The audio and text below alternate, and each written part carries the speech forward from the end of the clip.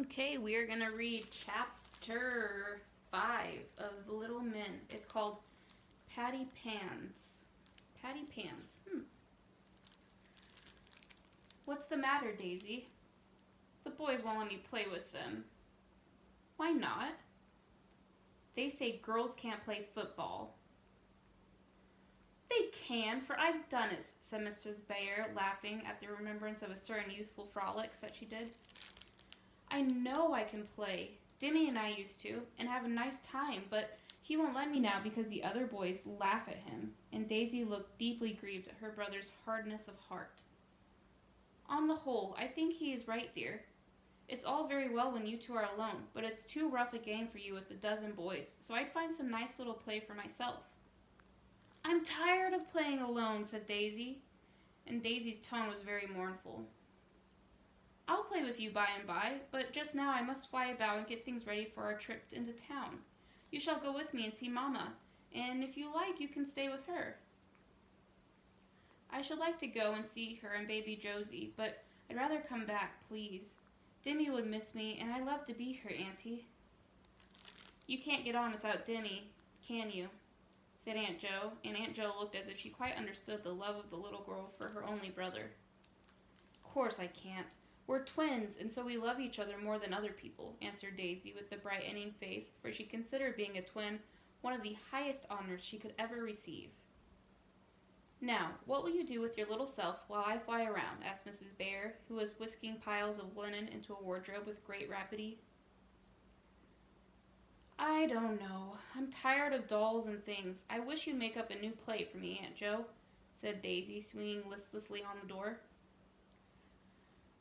I shall have to think of a brand new one, and it will take me some time, so suppose you go down and see what Asia has got for your lunch, suggested Mrs. Bayer, thinking that would be a good way in which to dispose of the little hindrance for a time. Yes, I think I'd like that if she isn't cross, and Daisy slowly departed to the kitchen where Asia, the black cook, reigned undisturbed. In 5 minutes, Daisy was back again with a wide-awake face, a bit of dough in her hand, and a dab of flour on her little nose. Oh, Auntie, please, could I go and make ginger snaps and things? Asia isn't cross, and she says I may, and it would be such fun, please, cried Daisy, all in one breath. Just the thing. Go and welcome. Make what you like, and stay as long as you please, answered Mrs. Bayer, much relieved, for sometimes the one little girl was harder to amuse than the dozen boys. Daisy ran off, and while she worked, Aunt Jo racked her brain for a new play. All of a sudden she seemed to have an idea, for she smiled to herself, slammed the doors of the wardrobe, and walked briskly away, saying, I'll do it, if it's a possible thing. What it was no one found out that day, but Aunt Jo's eyes twinkled, so when she found Daisy she had thought of a new play, and was going to buy it, that Daisy was much excited and asked questions all the way into town, without getting answers that told her anything. She was left at home to play with the new baby and delight her mother's eyes, while Aunt Jo went off shopping. When she came back with all sorts of queer parcels and corners of the carryall, Daisy was so full of curiosity that she wanted to go back to Plumfield at once. But her aunt would not be hurried, and made a long call in Mamma's room, sitting on the floor with baby in her lap, making Mrs. Brooke laugh at the pranks of the boys and all sorts of droll nonsense. How her aunt told the secret Daisy could not imagine, but her mother evidently knew it, for she said, as she tied on the little bonnet and kissed the rosy little face and sighed, Be a good child, my Daisy, and learn the nice new play Auntie has got for you. It's a most useful and interesting one, and it is very kind of her to play it with you, because she does not like it very well herself. This last speech made the two ladies laugh heartily, and increased Daisy's bewilderment. As they drove away, something rattled in the back of the carriage. What's that? Asked Daisy, pricking up her ears. The new play, answered Mrs. Jo solemnly. What is it made of? Cried Daisy. Iron, tin, wood, brass, sugar, salt, coal, and 100 other things. How strange. What color is it? All sorts of colors. Is it large? Part of it is, and part of it isn't. Did I ever see one? Ever so many, but never one so nice as this. Oh, what can it be? I can't wait. When shall I see it? And Daisy bounced up and down with impatience. Tomorrow morning after lessons. Is it for the boys too? No. All for you and Bess. The boys will like it, see, and want to play with one part of it, but you can do it as you like about letting them. I'll let Dimmy if he wants to. No fear that they won't all want to, especially Stuffy. And Mrs. Bear's eyes twinkled more than ever as she patted a queer knobby bundle in her lap. Let me feel just once, prayed Daisy. Not a feel. You'd guess in a minute and spoil the fun. Daisy groaned and then smiled all over her face, for through a little hole in the paper she caught a glimpse of something bright. How can I wait so long? Couldn't I see it today? Oh dear, no, it has got to be arranged, and ever so many parts fixed in their places. I promised Uncle Teddy that you shouldn't see it till it was all in apple pie order. If Uncle knows about it, then it must be splendid, cried Daisy, clapping her hands, for this kind, rich, jolly uncle of hers was as good as a fairy godmother to the children, and was always planning merry surprises, pretty gifts, and droll amusements for them. Yes, Teddy went and bought it with me, and we had such fun in the shop choosing the different parts. He would have everything fine and large, and my little plan got regularly splendid when he took hold. You must give him your very best kiss when he comes, for he is the kindest uncle that ever went and bought a charming little oh my gosh, I nearly told you what it was, said Mrs. Bear, and Mrs. Bear cut the most interesting word short off in the middle, and began to look over her bills as if afraid she would let the cat out of the bag if she talked any more. Daisy folded her hands with an air of resignation, and sat quite still, trying to think what play had a "k" in it. When they got home, she eyed every bundle that was taken out, and one large heavy one, which Franz took straight upstairs and hid in the nursery, filled her with amazement and curiosity. Something very mysterious went on up there that afternoon, for Franz was hammering, and Asia trotting up and down, and Aunt Jo flying around like a will-o'-the-wisp, with all sorts of things under her apron, while little Ted, who was the only child admitted, because he couldn't talk plain, babbled and laughed, and tried to tell what the sumpin pity was. That's what the baby said, sumpin pity. All this made Daisy half wild, and her excitement spread among the boys, who quite overwhelmed Mother Bear with offers of assistance, which she declined by quoting their own words to Daisy. Girls can't play with boys. This is for Daisy, and Bess, and me, so we don't want you, said Mrs. Bear, whereupon the young gentleman meekly retired and invited Daisy to a game of marbles, horse, football, anything she liked, with a sudden warmth and politeness which astonished her innocent little soul. Thanks to these attentions, she got through the afternoon, went early to bed, and next morning did her lessons with an energy which made Uncle Fritz wish that a new game could be invented every day. Quite a thrill pervaded the schoolroom when Daisy was dismissed at 11 o'clock, for everyone knew that now she was going to have the new and mysterious play. Many eyes followed her as she ran away, and Dimmy's mind was so distracted by this event that when Franz asked him where the desert of Sahara was, he mournfully replied, "In the nursery," and the whole school laughed at him. Aunt Jo, I've done all my lessons, and I can't wait one single minute more, cried Daisy, flying into Mrs. Bear's room. It's all ready, come on. And tucking Ted under one arm and her work basket under the other, Aunt Jo promptly led the way upstairs. I don't see anything, said Daisy, staring about her as she got inside the nursery door. Do you hear anything? Asked Aunt Jo, catching Ted back by his little frock as he was making straight for one side of the room. Daisy did hear an odd crackling, and then a purry little sound as if a kettle singing. These noises came from behind a curtain drawn before a deep bay window. Daisy snatched it back, gave one joyful "Oh!" and then stood gazing with delight at, what do you think? A wide seat ran around three sides of the window. On one side hung and stood all sorts of little pots and pans and skillets. On the other side a small dinner and tea set, and on the middle part a cooking stove. Not a tin one, that was of no use, but a real iron stove, big enough to cook for a large family of very hungry dolls. But the best of it was that a real fire burned in it. Real steam came out of the nose of the little tea kettle, and the lid of the little boiler actually danced a jig. The water inside bubbled so hard. A pan of glass had been taken out and replaced by a sheet of tin, with hole for the small funnel, and a real smoke went sailing away outside so naturally that it did one's heart good to see it. The box of wood with a hod of charcoal stood nearby. Just above hung a dustpan, brush, and broom. A little market basket was on the low table at which Daisy used to play, and over the back of her little chair hung a white apron with a bib and a droll mop cap. The sun shone in as if he enjoyed the fun. The little stove roared beautifully, the kettle steamed, the new tins sparkled on the walls, the pretty china stood in tempting rows, and it was altogether a cheery and complete a kitchen as any child could desire. So she got a stove, and she could cook. Daisy stood quite still after the first glad "oh," but her eyes went quickly from one charming object to another, brightening as they looked, till they came to Aunt Jo's merry face.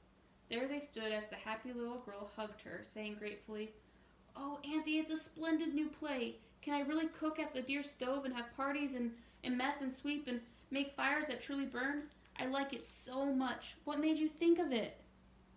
"Your liking to make ginger snaps with Asia made me think of it," said Mrs. Bear, holding Daisy, who frisked as if she would fly. "I knew Asia wouldn't let you mess in her kitchen very often, and it wouldn't be safe at this fire up here. So I thought I'd see if I could find a little stove for you and teach you to cook. That would be fun and useful, too. So I traveled around among the toy shops, but everything large cost too much, and I was thinking I should have to give it up when I met Uncle Teddy. As soon as he knew that it was about, he said he wanted to help, and insisted on buying the biggest toy stove he could find. I scolded, but he only laughed and teased me about my cooking when we were young, and said I must teach Bess as well as you, and went on buying all sorts of nice little things for my cooking class, as he called it." "Oh, I'm so glad you met him," said Daisy, as Mrs. Joe stopped to laugh at the memory of the funny time she had with Uncle Teddy. "You must study hard and learn to make all kinds of things, for he says he shall come out to tea very often, and expects something uncommonly nice. It's the sweetest, dearest kitchen in the world, and I'd rather study with it than do anything else. Can I learn pies and cake and macaroni and everything?" cried Daisy, dancing around the room with the new saucepan in one hand and the tin poker in the other. "All in good time. This is to be a useful play. I am to help you, and you are to be my cook, so I shall tell you what to do and show you how. Then we shall have things fit to eat, and you will be really learning how to cook on a small scale. I'll call you Sally, and say you are a new girl just come in," added Mrs. Joe, sitting down to work, while Teddy sat on the floor sucking his thumb and staring at the stove as if it was a living thing, whose appearance deeply interested him. "That will be so lovely. What shall I do first?" asked Sally, with such a happy face and willing air that Aunt Jo wished all new cooks were half as pretty and pleasant. "First of all, put on this clean cap and apron. I am rather old-fashioned, and I like my cook to be very tidy." Sally tucked her curly hair into the round cap and put on the apron without a murmur, though usually she rebelled against bibs. "Now, you can put things in order and wash up the new china. The old set needs washing also, for my last girl was apt to leave it in a sad state after a party."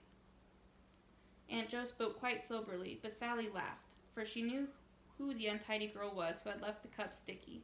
Then she turned up her cuffs, and with a sigh of satisfaction began to stir about her kitchen, having little raptures now and then over the sweet rolling pin and the darling dish tub or the cunning pepper pot. "Now, Sally, take your basket and go to market. Here is the list of things I want for dinner," said Mrs. Joe, giving her a bit of paper when the dishes were all in order. "Where is the market?" asked Daisy, thinking that the new play got more and more interesting every minute. "Asia is the market."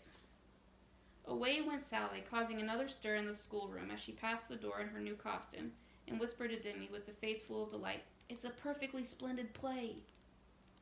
Old Asia enjoyed the joke as much as Daisy, and laughed jollily as the little girl came flying into the room with her cap all on one side, and the lids of her basket rattling like cats, rattling, and looking like a very crazy little cook.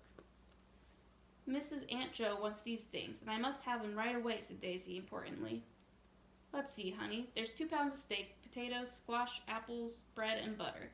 The meat ain't come yet. When it does, I'll send it up. The other things are all handy." Then Asia packed 1 potato, 1 apple, a bit of squash, a little pat of butter, and a roll into the basket, telling Sally to be on the watch for the butcher's boy, because he sometimes played tricks. "Who is he?" And Daisy hoped it would be Dimmy. "You'll see," was all Asia would say, and Sally went off in great spirits, singing a verse from Dear Mary Howitt's Sweet Story in Rhyme, so she was singing this song. "Away went little Mabel with the wheaten cake so fine, the new made pot of butter and the little flask of wine." Put everything but the apple into the store closet for the present, said Mrs. Joe when the cook got home. There was a cupboard under the middle shelf, and on opening the door, fresh delights appeared. One half was evidently the cellar, for wood, coal, and kindling were piled there. The other half was full of little jars, boxes, and all sorts of drawer contrivances for holding small quantities of flour, meal, sugar, salt, and other household stores. A pot of jam was there, a little tin box of gingerbread, a cologne bottle full of currant wine, and a tiny canister of tea. But the crowning charm was 2 dolls' pans of new milk with cream actually rising on it, and a wee skimmer all ready to skim it with. Daisy clasped her hand at this delicious spectacle and wanted to skim immediately, but Aunt Jo said, "Not yet. You will want the cream to eat on your apple pie at dinner, and must not disturb it till then." "Am I going to have pie?" cried Daisy, hardly believing that such bliss could be in store for her. "Yes, if your oven does well, we will have 2 pies, 1 apple and 1 strawberry," said Mrs. Joe, who was nearly as much interested in the new play as Daisy herself. "Oh, what next?" asked Sally, all impatient to begin. "Shut the lower draught of the stove so that the oven may heat. Then wash your hands and get out the flour, sugar, salt, butter, and cinnamon. See if the pie board is clean and pare your apple ready to put in." Daisy got things together with as little noise and spilling as could be expected from so young a cook. I really don't know how to measure for such tiny pies. I must guess at it, and if these don't succeed, we must try again, said Mrs. Joe, looking rather perplexed and very much amused with the small concern before her. Take that little pan full of flour, put in a pinch of salt, and then rub in as much butter as will go on that plate. Always remember to put your dry things together first, and then the wet. It mixes better so. I know how. I saw Asia do it. Don't I butter the pie plates too? She did the first thing, said Daisy, whisking the flour about at a great rate. Quite right. I do believe you have a gift for cooking. You take it so cleverly, said Aunt Jo approvingly. Now, a dash of cold water, just enough to wet it. Then scatter some flour on the board, work in a little, and roll the paste out. Yes, that's the way. Now put dabs of butter all over it and roll it out again. We won't have our pastry very rich, or the dolls will get diabetic. Daisy laughed at the idea and scattered the dabs with a liberal hand. Then she rolled and rolled with her delightful little pin, and having got her paste ready, proceeded to cover the plate with it. Next, the apple was sliced, and sugar and cinnamon lavishly sprinkled over it, and then the top crust put on with breathless care. I always want to cut them around, and Asia never would let me. How nice it is to do it, all on my own, said Daisy, as the little knife went clipping around the doll's plate poised on her hand. All cooks, even the best, meet with misshapes sometimes, and Sally's first one occurred then, for the knife went so fast that the plate slipped, turned a somersault in the air, and landed the dear little pie upside down on the floor. Sally screamed. Mrs. Joe laughed. Teddy scrambled to get it, and for a moment confusion reigned in the new kitchen. It didn't spill or break, because I pinched the edges together so hard it isn't hurt a bit, so I'll prick holes in it, and then it will be ready, said Sally, picking up the capsized treasure and putting it into a shape with a childlike disregard of the dust it had gathered in its fall. My new cook has a good temper, I see, and that is such a comfort, said Mrs. Joe. Now, open the jar of strawberry jam, fill the uncovered pie, and put some stripes of paste over the top as Asia does. I'll make a D in the middle and have zigzags all around. That will be very interesting when I come to eat it, said Sally, loading her pie with quirls and flourishes that would have driven a real pastry cook wild. Now, I put them in, she explained. Then the last grimy knob had been carefully planted in the red field of jam, and with an air of triumph she shut them into the little oven. Clean up your things. A good cook never lets her utensils collect. Then pare your squash and potatoes. There is only 1 potato, giggled Sally. Cut it in 4 pieces so it will go into the little kettle, and put the bits into cold water till it is time to cook them. Do I soak the squash too? No, indeed. Just pare it and cut it up, and put it into the steamer over the pot. It is drier, so though it takes longer to cook. Here a scratching at the door caused Sally to run and open it, when Kit appeared with a covered basket in his mouth.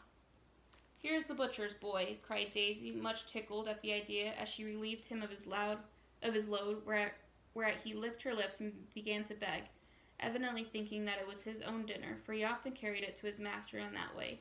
It's the dog. Being undeceived, he departed in great wrath and barked all the way downstairs to ease his wounded feelings. In the basket were 2 bits of steak, doll's pounds, a baked pear, a small cake, and paper with them on which Asia had scrawled, "For Missy's lunch, if her cooking don't turn out well." "I don't want any of her old pears and things. My cooking will turn out well, and I'll have a splendid dinner. See if I don't," cried Daisy indignantly. "You may like them if company should come. It is always well to have something in the storeroom," said Aunt Jo, who had been taught this valuable fact by a series of domestic parties. "Me is hungry," announced Teddy, who had begun to think that with so much cooking going on, it was about time for somebody to eat something. His mother gave him her work basket to rummage, hoping to keep him quiet till dinner was ready, and returned to her housekeeping. "Put on your vegetables, set the table, and then have some coals kindling ready for the steak." What a thing it was to see the potatoes bobbing about in the little pot, to peep at the squash set getting soft so fast in the tiny steamer, to whisk open the oven door every 5 minutes to see how the pies got on, and at last, when the coals were red and glowing, to put 2 real steaks on a finger-long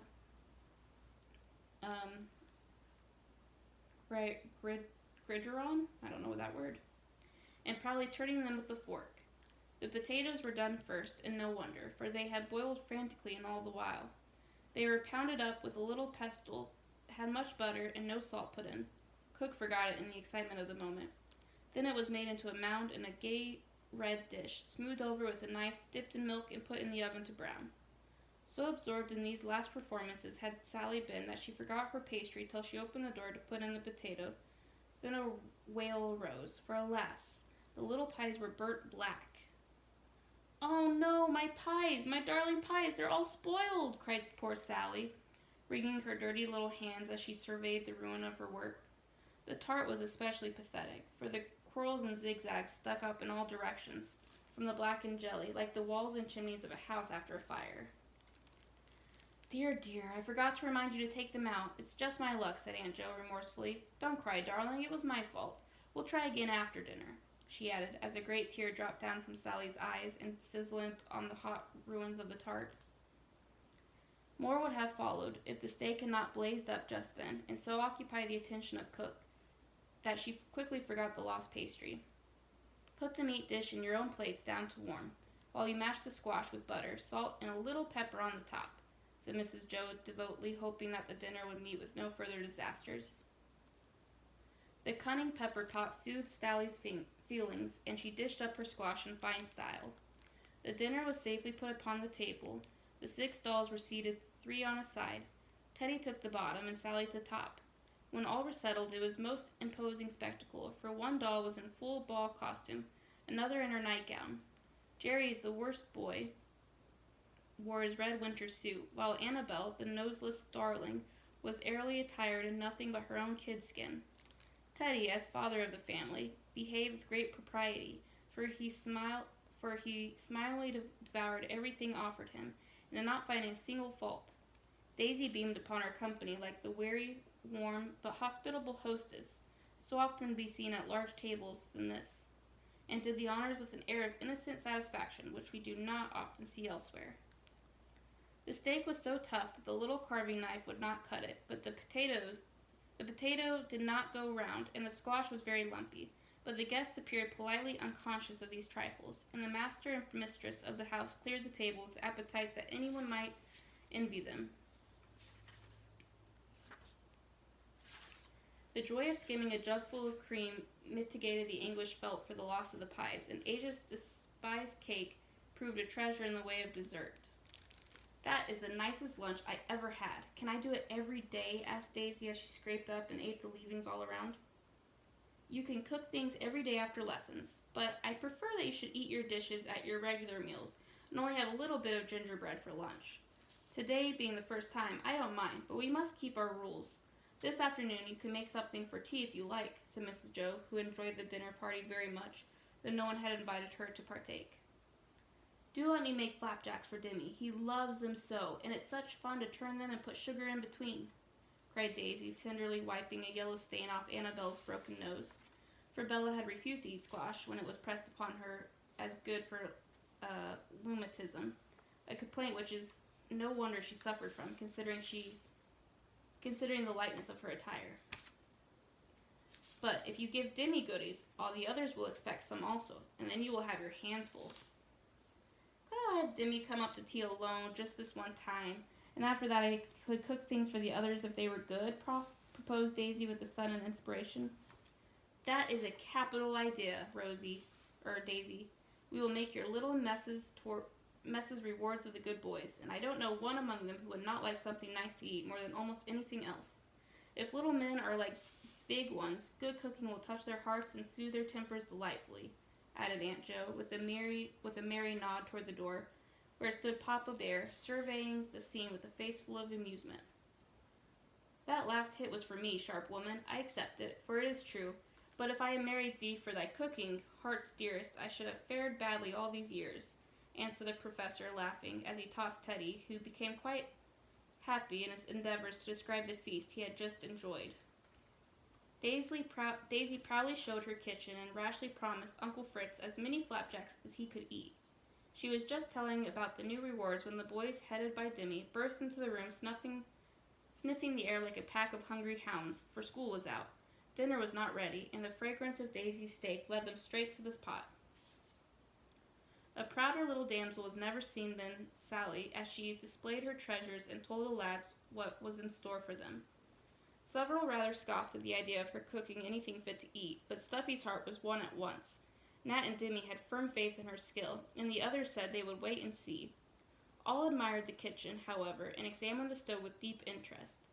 Dimmy offered to buy the boiler on the spot, to be used in a steam engine which he was constructing, and Ned declared that the best and biggest saucepan was just the thing to melt his lead in when he ran bullets, hatchets, and such trifles. Daisy looked so alarmed at these proposals that Mrs. Jo then and there made and proclaimed a law that no boy should touch, use, or even approach the sacred stove without a special permit from the owner thereof.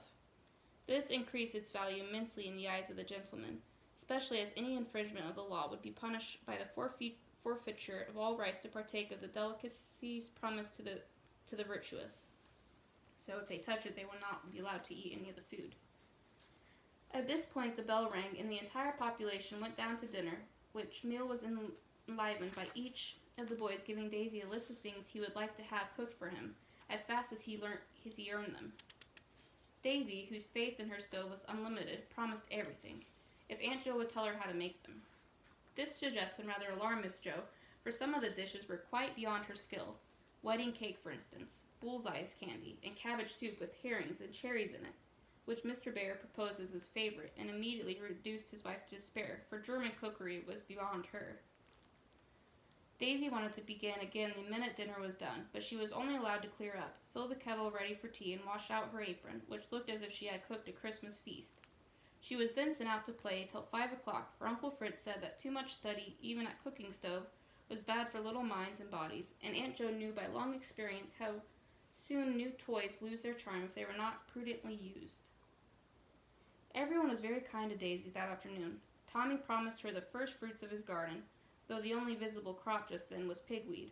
Nat offered to supply her with wood, free of charge. Stuffy quite worshipped her. Ned immediately fell to work on a little refrigerator for her kitchen, and Dimmy, with a punctuality beautiful to see in one so young, escorted her to the nursery just as the clock struck 5. It was not time for the party to begin, but he begged so hard to come in and help that he was allowed privilege few visitors enjoy, for he kindled the fire, ran errands, and watched the progress of his supper with intense interest. Mrs. Jo directed the affair as she came and went, being very busy putting up clean curtains all over the house. Ask Asia for a cup of sour cream, then your cakes will be light without much soda, which I don't like, was the first order. Dimmy tore downstairs and returned with the cream, also a puckered-up face, for he had tasted it on his way, and found it so sour that he predicted the cakes would be uneatable. Mrs. Jo took this occasion to deliver a short lecture from the stepladder on the chemical properties of soda, to which Daisy did not listen, but Dimmy did, and understood it as he proved by the brief but comprehensive reply. Yes, I see. Soda turns sour things sweet, and the fizzling up makes them light. Let's see you do it, Daisy. Fill the bowl nearly full of flour and add a little salt to it, continued Mrs. Jo. Oh dear, everything has to have salt in it, seems to me, said Sally, who was tired of opening the pillbox in which it was kept. Salt is like good humor, and nearly everything is better for a pinch of it, Posy, said Uncle Fritz. And Uncle Fritz stopped as he passed, hammer in hand, to drive up 2 or 3 nails for Sally's little pans to hang on. You are not invited to tea, but I'll give you some cakes, and I won't be cross, said Daisy, putting up her flowery little face to thank him with a kiss. Fritz, you must not interrupt my cooking class, or I'll come in and moralize you when you're teaching Latin. How would you like that? Said Mrs. Joe, throwing a great chintz curtain down on his head. Very much. Try it and see, said the amiable Father Bear, and he went singing and tapping about the house like a mammoth woodpecker. Put the soda into the cream, and when it fizzles, as Dimmy says, stir it into the flour, and beat it up hard as ever you can. Have your girdle hot, butter it well, and then fry away till I come back, said Aunt Joe vanished. Aunt Joe vanished also. Such a clatter as the little spoon made, and such a beating as the batter got, it quite foamed, I assure you, and when Daisy poured some onto the griddle, it rose like magic into a puffy flapjack that made Dimmy's mouth water. To be sure, the first one struck and scorched, because she forgot the butter, but after the first failure, all went well, and 6 capital little cakes were safely landed in a dish. I think I like maple syrup better than sugar, said Dimmy, from his armchair where he had settled himself after setting the table in a new and peculiar manner. Then go and ask Asia for some, answered Daisy, going into the bathroom to wash her hands. While the nursery was empty, something dreadful happened. You see, Kit had been feeling hurt all day because he had carried meat safely, and yet got none to pay him.